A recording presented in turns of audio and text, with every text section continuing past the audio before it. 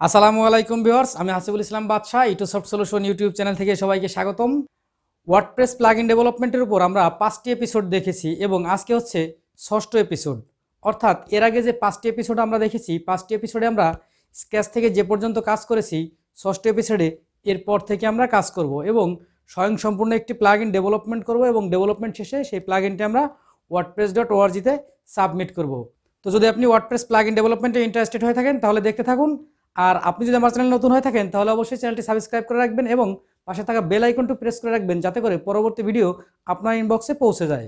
তো ভিউয়ার্স, এই এপিসোডে আমরা হচ্ছে ফাংশন এবং শর্টকোডের ব্যবহার দেখব। অর্থাৎ বিভিন্ন প্লাগইনে দেখি যে বিভিন্ন শর্টকোড ইউজ করা হয় এবং এই শর্টকোড দিয়ে বিভিন্ন পোস্টের মধ্যে, পেজের মধ্যে এই প্লাগইনের যে কার্যক্রম, সেই কার্যক্রমটাকে ডিসপ্লে করা হয়। তাহলে ডিসপ্লে করার জন্য আমরা একটা শর্টকোড তৈরি করব এবং সেই শর্টকোডটাকে আমরা আমাদের পোস্টের মধ্যে বা পেজের মধ্যে দিয়ে ডিসপ্লে করে চেক করে দেখব।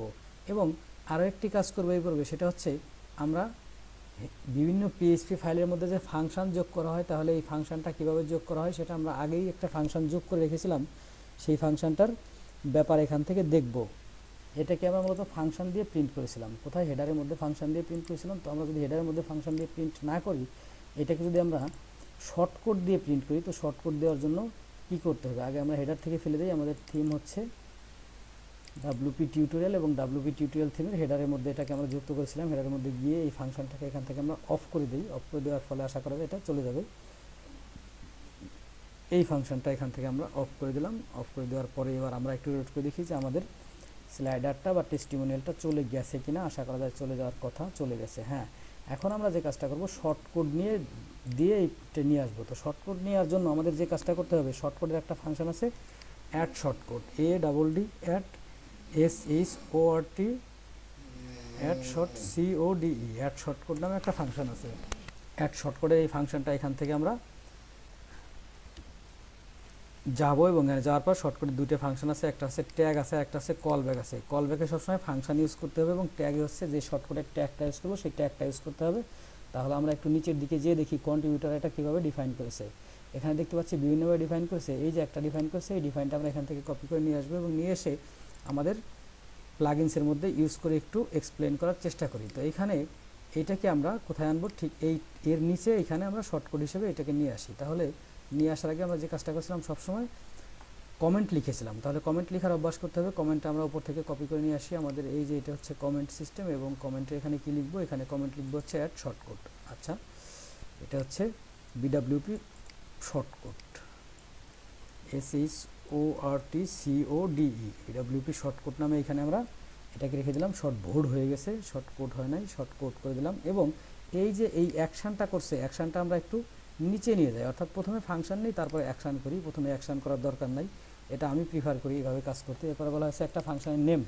তো ফাংশনের নেম আমরা গতানুগতিকভাবে কী ফাংশনের নেম দেবো? আমাদের প্রিফিক্স হচ্ছে এইটা এবং এই প্রিফিক্সের শর্টকাট কাস্টম শর্টকাট। আচ্ছা, BWPT কাস্টম শর্টকাট বা যে কোনো একটা শর্টকাট নামে ফাংশন ডিফাইন করলাম। এই ফাংশনটাকে কপি করে এইখানে রিপ্লেস করতে হবে, তা নাহলে এরর দিবে, কারণ এই ফাংশনটা এখানে অ্যাকশন করা হয়েছে। এবার এখানে দুটো অপশন আছে, যে প্রথমটা বলা হয়েছিলাম যে একটা হচ্ছে ট্যাগ আর একটা হচ্ছে কি কল ব্যাক ফাংশন। তাহলে এই যে কল ব্যাক ফাংশন, এই কল ব্যাক ফাংশন হচ্ছে আমাদের মূল যে ফাংশনটা কাজ করবে সেই ফাংশনটা নিয়ে আসতে হবে। আমাদের মূল ফাংশন কোনটা? এটা। এই মূল ফাংশনটা আমরা এখানে নিয়ে চলে আসব। এই যে এখানে দিয়ে দেবো, এখানে দিয়ে দেওয়ার পরে আমরা মূলত হচ্ছে এখানে ট্যাগ ইউজ করব। তাহলে আমাদের কি ট্যাগ ইউজ করব? আমাদের নাম হচ্ছে কি বেস্ট WP টেস্টিমোনিয়াল। আমরা টোটাল পুরো নামটা, সম্পূর্ণ নামটা দিলাম। এখানে আন্ডারস্কোর ইউজ করব না, এখানে আমরা সবসময় মাইনাস ইউজ করব, কারণ এই সমস্ত ক্ষেত্রে মাইনাস ইউজ করা ভালো।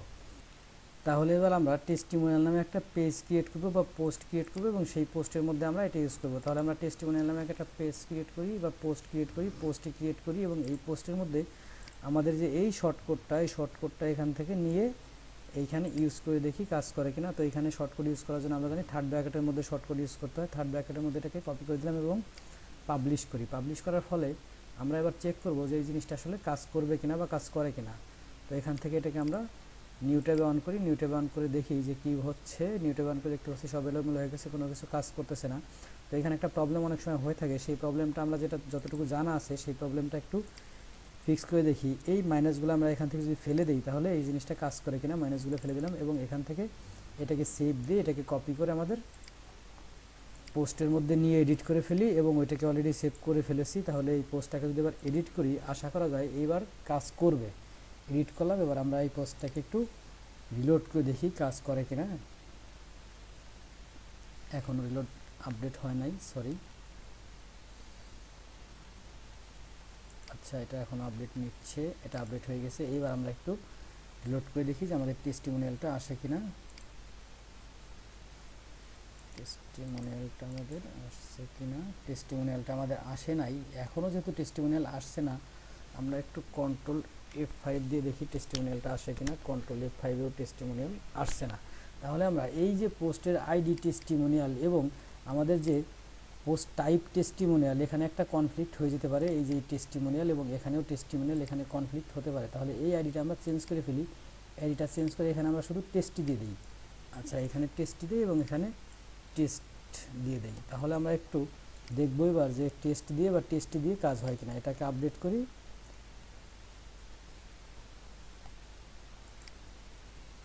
আচ্ছা, এবার আমরা দেখতে পাচ্ছি যে এই টেস্টি নামে যে পোস্ট আসলে সেই পোস্টের মধ্যে আমাদের এই প্লাগইনসটা চলে আসছে। যে প্লাগইনসটা আমরা তৈরি করেছিলাম সেই প্লাগইনসটা চলে আসছে। অর্থাৎ আমরা যে শর্টকট দিয়ে বিভিন্ন ওয়েবসাইটের প্লাগইন ইউজ করি, তাহলে এই শর্টকটটা তৈরি করা হয় কিভাবে?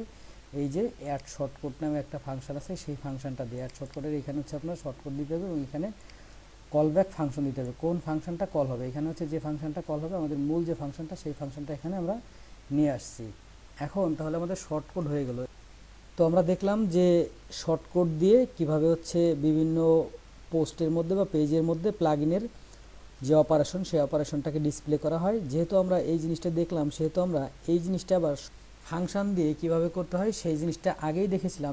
আমরা header.phpর মধ্যে একটা ফাংশন কল করেছিলাম, যে ফাংশনটা আমাদের মূল ফাংশন, সেই ফাংশনটা এখানে ডিরেক্ট কল করে রেখেছিলাম এবং এই ফাংশনটা থেকে আমাদের মূল যে টেস্টিমোনিয়াল, সেই টেস্টিমোনিয়ালটা দেখাচ্ছিল। আমরা এখানে চলে যাই এবং এখানে দেখি যে টেস্টিমোনিয়ালটা মূলত হচ্ছে ওই ফাংশন থেকে দেখাচ্ছে। যদি আমরা এই প্লাগইনটা ডিঅ্যাক্টিভ করে দিই তাহলে কি প্রবলেম হতে পারে একটু ডিঅ্যাক্টিভ করে দেখি। ডিঅ্যাক্টিভেট করে দিই এবং ডিঅ্যাক্টিভেট করে দেওয়ার পরে আমরা একটু রিলোড করে দেখব যে আমাদের ওয়েবসাইট বিশাল এরর মেরে বসে আছে। দেখুন, বিশাল এরর মেরে বসে আছে। কেন এরর মেরে বসে আছে? এই যে বিডব্লিউপি টেস্টিমোনিয়াল লুপ নামে একটা ফাংশন দেওয়া আছে, এই ফাংশনটা হচ্ছে 51 নম্বর লাইনে দেওয়া আছে, এই ফাংশনটা পাওয়া যায় নাই। এখন চিন্তা করুন, আপনার প্লাগইন কেউ ইউজ করতেছে, সে এই ফাংশনটা দিয়ে আপনার প্লাগইন অ্যাক্টিভ করছে, তারপরে যে কোনো কারণে সে প্লাগইনটা ডিঅ্যাক্টিভ করছে, তার ওয়েবসাইটে এত বড় এরর চলে আসলো। তখন সে যদি ডেভেলপার না হয় এবং এই বিষয়গুলো খুঁজে না পেতে পারে, তাহলে যে প্রবলেমটা হবে, সে এটার জন্য বিশাল সমস্যায় পড়ে যেতে পারে। সুতরাং যদি কেউ প্লাগইন ডিঅ্যাক্টিভ করে দেয়, এরপরেও তার কোডের মধ্যে আমার ফাংশন থাকলেও যেন প্রবলেম না হয়, সেই জিনিসটা আমাদের করতে হবে। তাহলে সেই জিনিসটা কীভাবে করতে হবে? আমরা এখানে ফাংশন এক্সিস্ট নামে একটা ফাংশন ইউজ করব। আমরা এই যে দেখতে পাচ্ছি আগে একটা ইউজ করেছিলাম ইফ ফাংশন এক্সিস্ট, তাহলে আমরা এটাকে নিয়ে ইউজ করি। এটাকে নিয়ে ইউজ করলেও হবে, সমস্যা নাই। এটা আমরা আগে কাজ করেছিলাম আমরা অন্য একটা প্লাগইন তৈরি করার সময়। তাহলে এটাকে আমরা এখানে কপি করি। ইফ ফাংশন এক্সিস্ট, যদি ফাংশন এক্সিস্ট থাকে তাহলে এই যে এটা হচ্ছে একটা স্ট্রিং, এই স্ট্রিংটা আমরা ফেলে দিলাম এবং হচ্ছে এটা হচ্ছে আমাদের মূল ফাংশন। কোন ফাংশনটা প্লে করবে এটাও ফেলে দিলাম, ফেলে দিয়ে আমাদের ফাংশনটা নিয়ে আসি। এটা হচ্ছে আমাদের ফাংশন। এই ফাংশনটা এখান থেকে আমরা এইখানে নিয়ে আসলাম। এই ফাংশনটা থাকলে কাজ করবে। এখন এই স্ট্রিংটা কি, কোন স্ট্রিংটা? এই স্ট্রিংটার জন্য আমাদেরকে টেস্টিমোনিয়ালের মধ্যে এই যে এখানে একটা স্ট্রিং ইউজ করে ফাংশন ইউজ করেছিলাম, এই ফাংশনটা আমরা চেক করে রাখতে পারি যে এই যে বিডব্লিউপি টেস্টিমোনিয়াল শর্টকট, এই ফাংশনটা যদি থাকে তাহলে এই ফাংশনটা কাজ করবে, না থাকলে কাজ করবে না। আচ্ছা, তাহলে আমরা এখানে যদি এই ফাংশনটা এখানে ইউজ করে ফেলি, ইউজ করার পরে আমরা এটাকে সেভ করি এবং এই এরিয়াকে আমরা অফ করে দিই, তাহলে আমাদের প্লাগইন ডিঅ্যাক্টিভ আছে এবং জাস্ট ইফ ফাংশন এক্সিস্ট এই ফাংশনটা আমরা অপারেট করে দিচ্ছি। তার ফলে এবার দেখা যাবে রিলোড করলে আমাদের এই এররটা চলে যাবে। দেখুন, এররটা চলে গেছে। প্লাগইন কিন্তু আমরা এখনও অ্যাক্টিভ করি নাই, কিন্তু এররটা চলে গেছে। কারণ কেন চলে গেছে? এই যে এই ফাংশনটা এইভাবে ব্যবহার করার ফলে। সুতরাং আমরা সবসময় ফাংশনটা এইভাবে সরাসরি ব্যবহার না করে এই যে এইভাবে ব্যবহার করার জন্য ফাংশনটা আমরা দিয়ে রাখবো, যে কোনো ইউজার যদি পিএইচপি কোডের মধ্যে আমার এই প্লাগইনটা ইউজ করতে চায়, তাহলে এই ফাংশনটা সেখানে প্লে করে দিলেই হয়ে যাবে, বা এই ফাংশনটা কপি পেস্ট করে নিয়ে সেখানে রেখে দিলেই হয়ে যাবে। তাহলে এটা ব্যবহার শিখলাম হচ্ছে এই পর্বে আমরা শর্টকট এবং ফাংশন দিয়ে বিভিন্ন ফাইলের মধ্যে প্লাগইন ব্যবহার করা এবং শর্টকাট দিয়ে বিভিন্ন পোস্টের মধ্যে এবং পেজের মধ্যে প্লাগইন ব্যবহার করা। তো এই পর্বে আমরা এই পর্যন্তই। পরবর্তী পর্বে আমরা গুরুত্বপূর্ণ একটা কাজ দেখব। এখন এই যে প্লাগইনটা আমরা দেখি যে একটা প্লাগইন অ্যাক্টিভ করলে অ্যাক্টিভ করার সাথে সাথে অন্য একটা পেজে নিয়ে যায়, এই জিনিসটা কিভাবে নিয়ে যায় এবং সেই পেজটা কিভাবে তৈরি করে, এই জিনিসটা আমরা পরবর্তী পর্ব দেখব। পরবর্তী পর্ব দেখার জন্য সবাইকে আমন্ত্রণ রইল। তো দেখলেন ওয়ার্ডপ্রেস প্লাগইন ডেভেলপমেন্টের 6ষ্ঠ এপিসোড, এবং 6ষ্ঠ এপিসোডে যে সমস্ত কাজগুলো দেখলেন আশা করি প্রত্যেকটা কাজ আপনারা প্র্যাকটিক্যালি প্র্যাকটিস করবেন এবং সঠিকভাবে প্র্যাকটিসের মাধ্যমেই আপনি অতি সহজে ওয়ার্ডপ্রেস প্লাগইন ডেভেলপমেন্ট শিখতে পারবেন।